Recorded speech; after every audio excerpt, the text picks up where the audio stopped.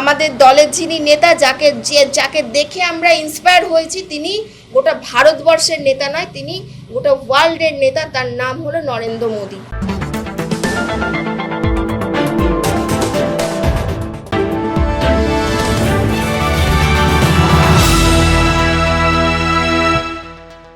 তৃণমূল থেকে বেরিয়ে ভিতর দিয়ে দলে ঢুকতে চাইছে অনেকেই। বিজেপিও এদিকে ঋতব্রত বন্দ্যোপাধ্যায় ও এনসিপিআইকে সমর্থন করছে বলেই জল্পনা। আদৌ কি তাই? কারণ এর আগে দেখা গেছে বিজেপি শীর্ষ নেতাদের সঙ্গে ছবি তুলছেন, ফুলমালা দিচ্ছেন এবং সেই ছবি সোশ্যাল মিডিয়ায় পোস্ট করছেন অনেকেই। এই নিয়েও তৈরি হয়েছে জোর জল্পনা।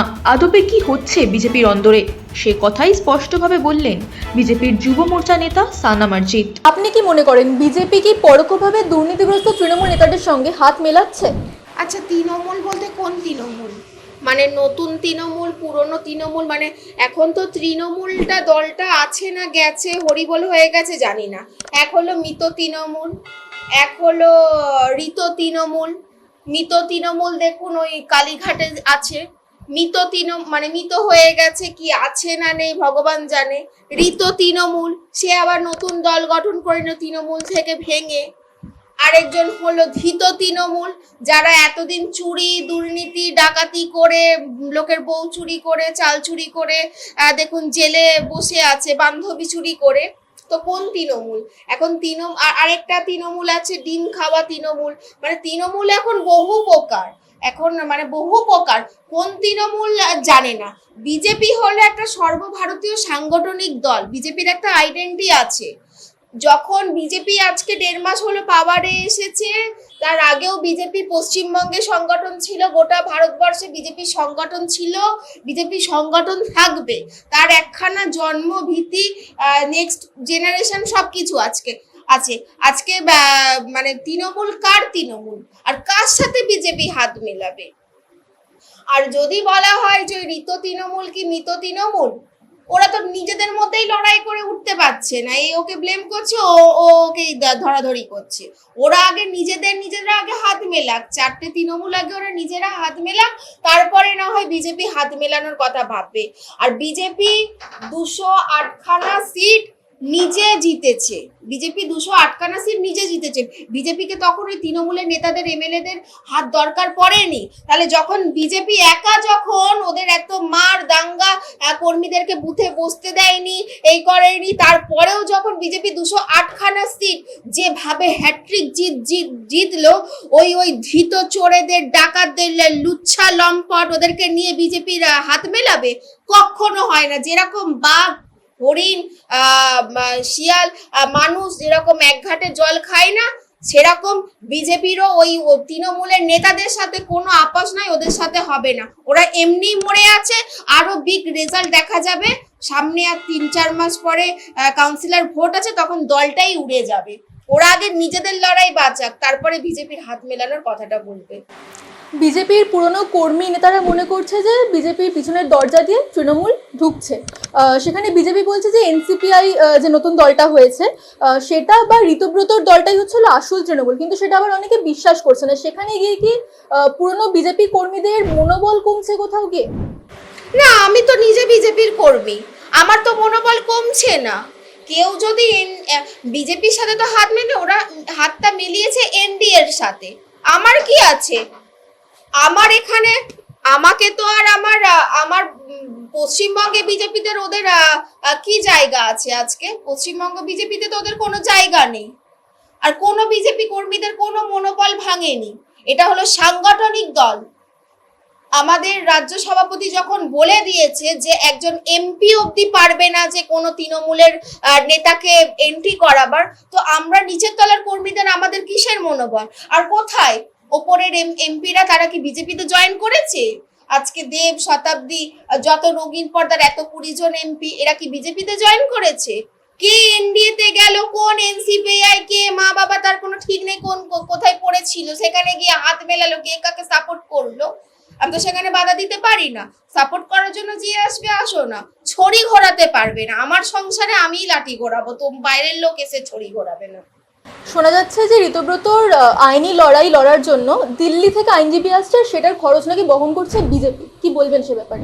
এটা সেটা দেখুন, উনি একজন বিরোধী দলনেতা, ঠিক আছে, একজন বিরোধী দলনেতারও তো মানে একটা আগের মতন তো নয়। আমরা যেরকম 2021-এ যেরকম দেখেছিলাম যে বিধানসভাতে বিরোধী দলনেতাকে যেভাবে প্রাক্তন মুখ্যমন্ত্রী এক্স সিএম যেভাবে বহিষ্কার করতো, যেভাবে কিছু করতো, কোনো রকম সাপোর্ট দিত না, বিরোধীদেরকে কোনো জায়গা দিত না।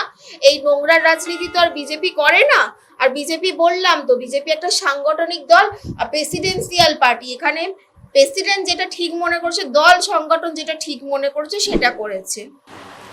প্রিয়াঙ্কা টিবরেওয়াল খুবই অসন্তুষ্ট এই মুহূর্তে, কারণ এতদিন ধরে সন্দীপন সাহার বিরুদ্ধে তিনি লড়াই করেছেন এবং অবস্থানও পেয়েছেন, কিন্তু এখন দেখা যাচ্ছে যে সন্দীপন সাহা বিজেপির সঙ্গে বিধানসভার ভিতরে, আর প্রিয়াঙ্কা এখনো বাইরে থেকে তৃণমূলের বিরুদ্ধে লড়ছেন। ইভেন সন্দীপন সাহার বাড়ির সামনে গিয়ে তিনি প্রতিবাদও করেছেন। আপনার কি মনে হয় যে ঠিক কাজ করেছেন উনি প্রতিবাদ করে সন্দীপন সাহার বাড়ির বাইরে? আজকে ভেবে দেখুন তো, রেজাল্টটা যদি উল্টো হতো, কি রেজাল্ট আসতো?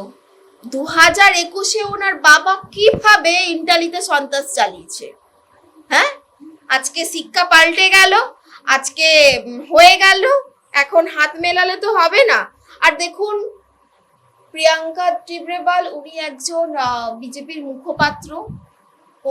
ওনার কি মতামত না মতামত, আমি সেম বিধানসভার মেয়ে, আমি এই বিষয়ে বলতে চাই না। উনি আমার থেকে অনেকটা সিনিয়র, উনি যেটা ভালো মনে করেছেন। ওনার ওপরে আমাদের রাজ্য সভাপতি আছেন, আমাদের মুখ্যমন্ত্রী আছেন, আরো সাংগঠনিক আছে, তাদের সিদ্ধান্তটাই আমার কাছে সিদ্ধান্ত।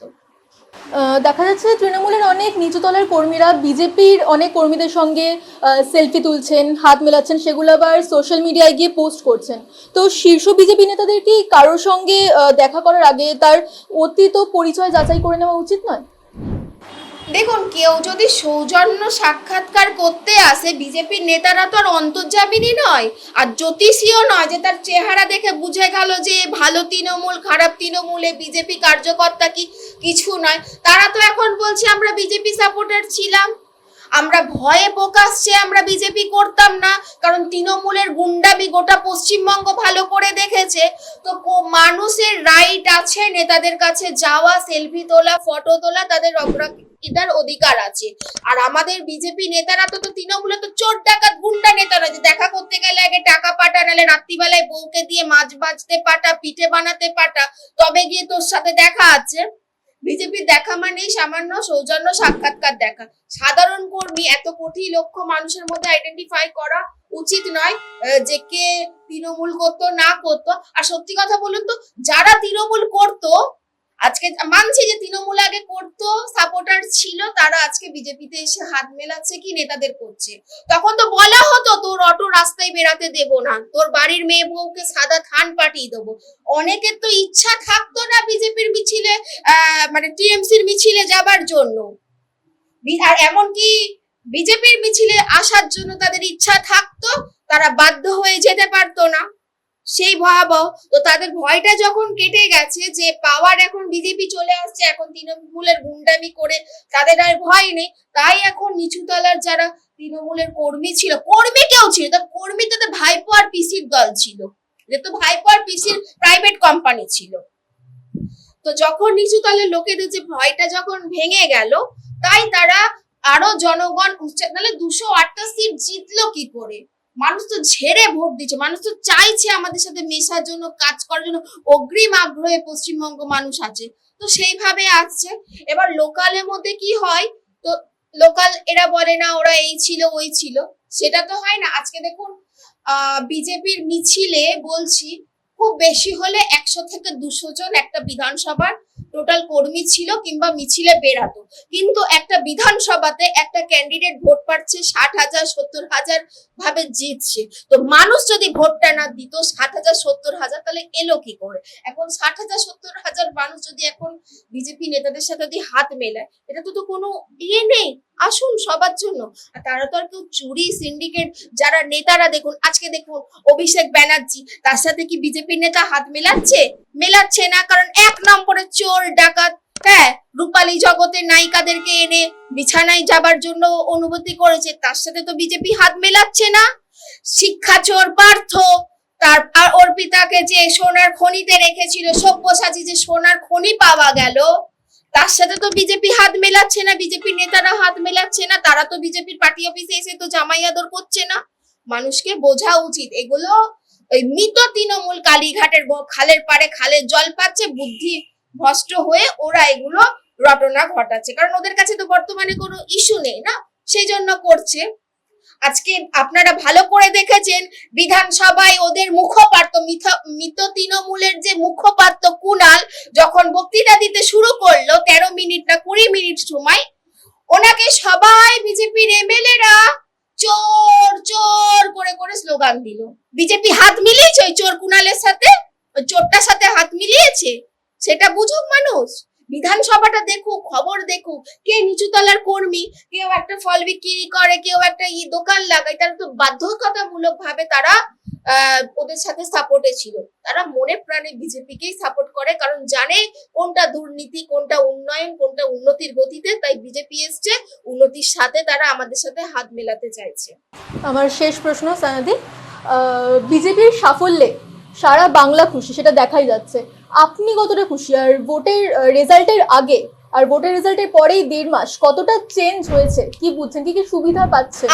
আমি বলে নয়, আমার কথা ছাড়ো, আমি তো না হয় বিজেপির কর্মী ভাই, আমি অন্ধভক্ত, স্পষ্ট কথা, কিন্তু মানুষ কতটা সুখী মানে শান্তি সেটা দেখুন।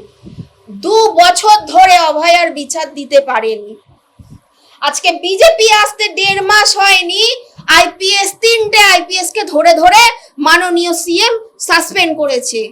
হ্যাঁ, আজকে অভয়ার বিচার উনি দিতে পারেননি, একজন মহিলা সিএম, প্রাক্তন সিএম থাকাকালীন অবধি। আজকে বিজেপি আসতে যেখানে বাঙাল ঘটি গোটা বিশ্ব এক নাড়াতে যেখানে এক হয়েছিল যে অভয়ার বিচার চাই, আজকে বিজেপি আসতে না আসতে দেখুন অভয়ার বিচার কিভাবে পাচ্ছে। বিজেপি যখন বলেছিল যে প্রত্যেকটা আজকে বিজেপি 1.5 মাস আসতে না আসতে দেখুন 10 লক্ষ সরকারি চাকরির অনুমোদনা করেছে। আজকে দেখুন মহিলাদের জন্য জেলায় জেলায় কত 12টা মহকুমাতে মহিলা থানা আসছে। আজকে মহিলাদের জন্য অন্নপূর্ণা ভান্ডার করছে, আয়ুষ্মান ভারত করছে, মহিলাদের জন্য অবিবাহিত হায়ার এডুকেশন সাপোর্টের জন্য সেখানে 50,000 অনুদান দিচ্ছে এককালীন। তাহলে একটা মেয়ে হিসাবে যেখানে নারীদেরকে এরম সম্মান দিচ্ছে আমাদের বর্তমান সিএম বিজেপি সরকার এসে, এর থেকে খুশি হব না তো কি হব? সব থেকে বড় কথা একটা কথা বলো তো, 21-এ আমরা কি দেখেছিলাম? যখন বিজেপি হেরে গেছিল, ভোটের উৎসবের নামে এরা রক্তের উৎসব মানেই ছিল, রক্ত বয়ে গেছিল।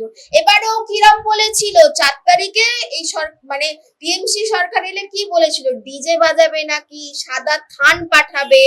আজকে বিজেপি দেখুন ডিজে বাজায়নি, রবীন্দ্রসঙ্গীত চালিয়ে শিক্ষা সংস্কৃতি আবিরের রাজনীতি করেছে। আজকে বিজেপি এসে দেখুন লাড্ডু বিতরণ, মাছ ভাতের প্রোগ্রাম হয়েছে। আর ওরা কি বলেছিল? সোটা নিয়ে কাটবো, থান দেব না দেব। তো একটা মহিলা হিসাবে আর কি প্রাপ্য আছে? অনেক খুশি, মানে এই উত্তর দেবার নেই। আর আমরাও খুব ধন্য যে মোদিজিকে আমরা মানে বেঙ্গল উপহার দিতে পেরেছি, আর রিটার্ন গিফট হিসাবেও মোদিজি আমাদেরকে যা দিচ্ছে সেটা অপরিসীম। আর এনার মতন তো আর পিসি ভাইপোর দল নেই যে দলটাই এভাবে পিসি ভাইপো ভ্যানিসে ভাইপো ডিম ছুড়ছে, পিসি রেড রোডেতে মিছিল, ধর্মতলায় মিছিল বার করছে, 20টা লোকও পাচ্ছে না। আজকে দেখুন আমাদের দলের যিনি নেতা, যাকে দেখে আমরা ইন্সপায়ার হয়েছি, তিনি গোটা ভারতবর্ষের নেতা নয়, তিনি গোটা ওয়ার্ল্ডের নেতা, তার নাম হলো নরেন্দ্র মোদী।